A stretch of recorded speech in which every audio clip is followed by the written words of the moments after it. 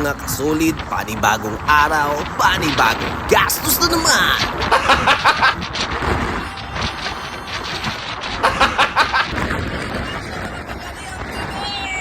Huwag mong subukan, masisira ang buhay mo.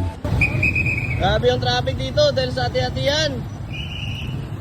Punta na kami sa isang namang motor show mga kasolid. Dito nga ako nakasakay sa likod para mag-sunbathing. Para pagdating sa venue, mamula-mula na. Kunyari, kano. May mga tropang genging sa daan, oh. Pumpkin guys! Pumpkin guys! Oh! Pumpkin!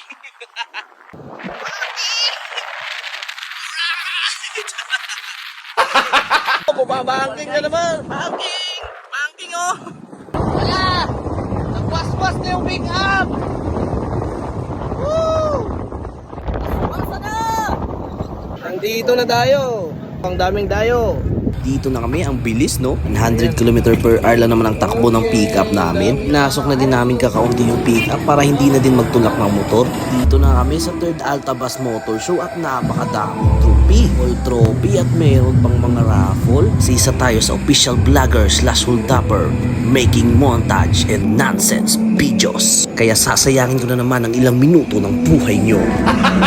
You know, meron pang JRP Choice Award. Ito yung mga entry dito, pasilip ko sa inyo. KRR na naka full carbon. Meron din ditong Raider na napakaangas ang pintura. Napakaswabe, pwede kang manalamin. Parang combination ng gray tsaka blue. Wabe din itong green na Raider na si El Luna. Grabe ang angas ng tunog nito. Sniper 155 street bike concept, matte black. Ganda. Ito, madiin-diin RFI. Naka nickel caliper at RT stage 6 siya. GR5 bolts with KOU half-teeth pipe. Waldas na FI. Madiin din itong isa, si Red Velvet. Naka nickel caliper din at GR5 bolts. Etong si El Taro, suwabe din. Naka JRP parts. Ito na yata ang nakita kong pinakamadiin na Gen 1. Naka CNC crankcase lang naman. Naka CNC block din tsaka sa my head. Napakalupit. AUN ang pipe. Eto, pakita ko sa inyo ang engine setup niya. Napakalupit, napakalinis. Nang tingin mo simple lang pero pag linapitan mo,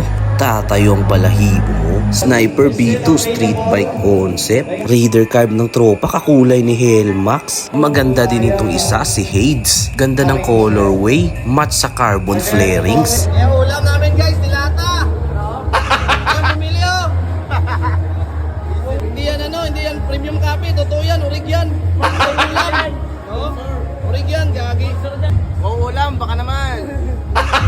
Solid ka, solid. Anong ulam mo? Oo, ulam lang, sakalam. Oo, ulam, baka naman. Ilang ulam namin sa motor show. Kadami-daming ulam, ito pa nabili. Wow, ulam. Masarap to ha. Masarap, sarap. Wow, ulam, baka naman. Thank you pala sa sponsor namin ngayon. Wow, ulam. Yan o, kan pa lang. Kan pa lang, Choice Award na. Yan, tingnan nyo. Dahil sa wow ulam, nakatipid pa kami. Nabili namin ng pyesa. Yan, wow ulam. Ulam check! Ulam check! Napakaangas na ulam.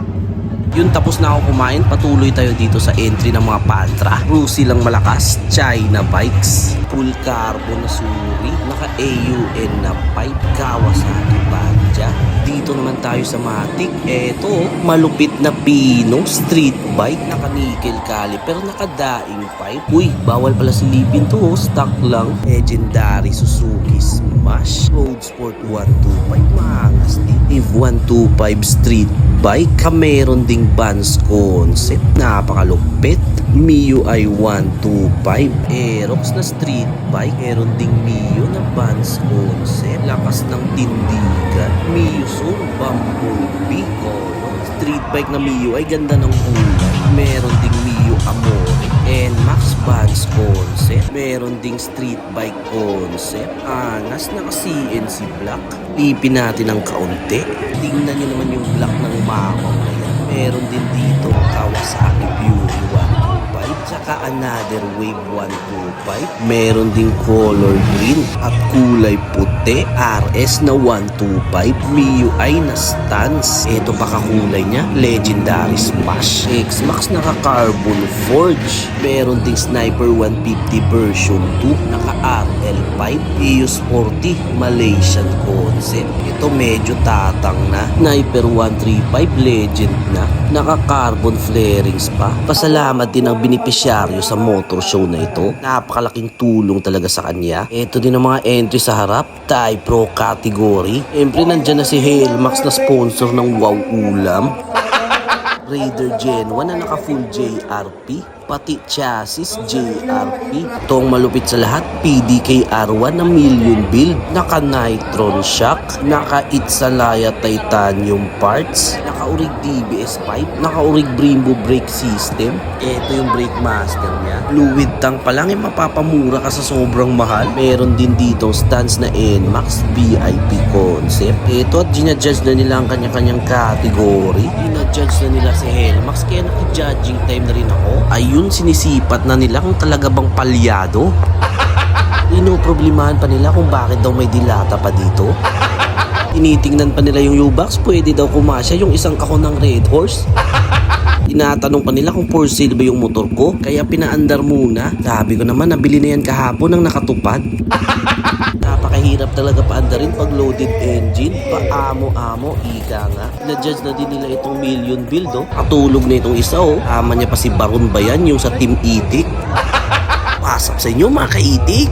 Awarding time na. Kaya umakyat na nga ang bagong owner ng motor ko para kumuha ng minor award. Yung mayamang nakatupad. Baka tupad yan. At yun, pinayagan nga din tayo ng bagong may-ari na umakyat din sa stage. Pinalad naman tayo at nakapasok naman sa major award. Overall Thai Pro first with sponsors. Wow Ulam. At tayo pa ngayong bumunot ng helmet raffle ng Akran France Solid Helms. Kaya kung gusto niyo yung quality gears at helmets, visit nyo lang ang shop nila. Alright, 008, Mark Lesnar, congratulations! Kaya eto, busog na naman sa award ang mga EPs. Lago na natin yan para may pangkain tayo mamaya. Gutom na eh. Inubos ko ng sticker ko dito para wala nang matira. Huwag niyong kalimutan sa susunod na barangay election.